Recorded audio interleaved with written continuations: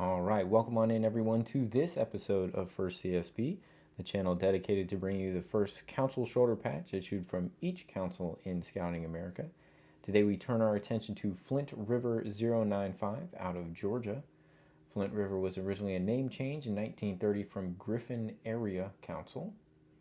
The first three patches produced were all twills that are non-standard in shape. So we have the T1 and the T2A and B to present to you today. Let's head on over to the patch table. So the very first issued CSP is the T1 here. It is defined by its white border, dark red background, white fleur-de-lis in the center, and it is also defined by the shape of having a very flat top arc. It's listed as a flat top. All three of the patches we'll take a look at today, the T1, T2A, and B, are non-standard in shape, but the flat top really stands out between the other two, and we'll see that as we compare them in a moment. If we flip this over, it is a cloth back patch. Collection guide does list that 228 of these were made, so it may be a bit more challenging to track down the T1 here from Flint River.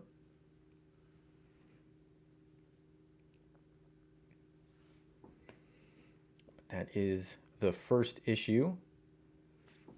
Let's look now at the T2A.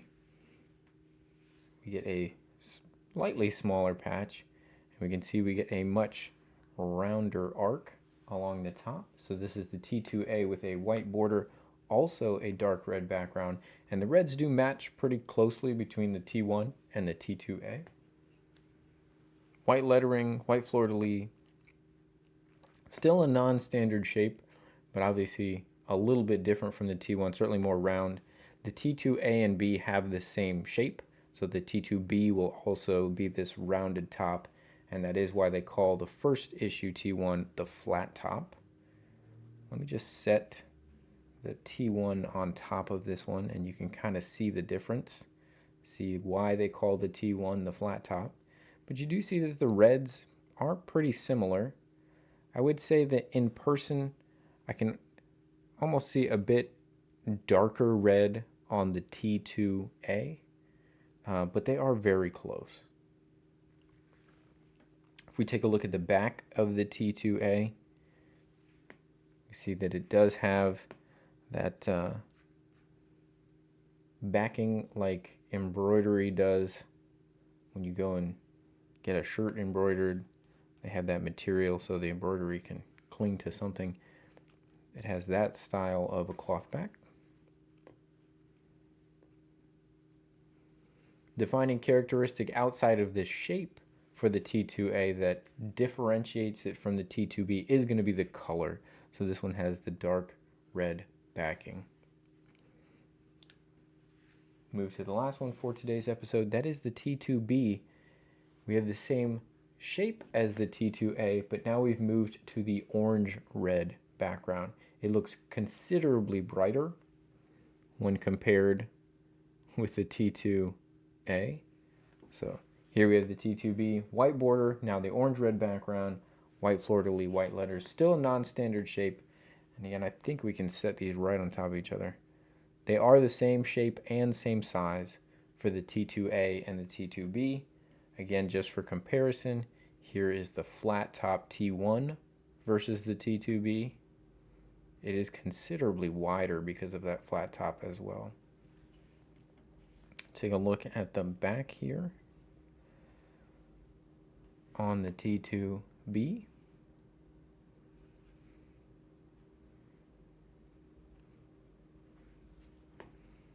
And just again, looking at the difference in coloration between the T2A and the T2B, even in isolated pictures, if you were just looking at one of these CSPs, you generally would be able to tell from the image whether or not you have a T2A or a T2B, and the rounded top is going to help you differentiate the T2s from the T1. So that's not usually, even though these all look so similar, they're usually pretty easy to pick out which of the variants you're dealing with. Put back up the T1 first issue as we close out the end of this video.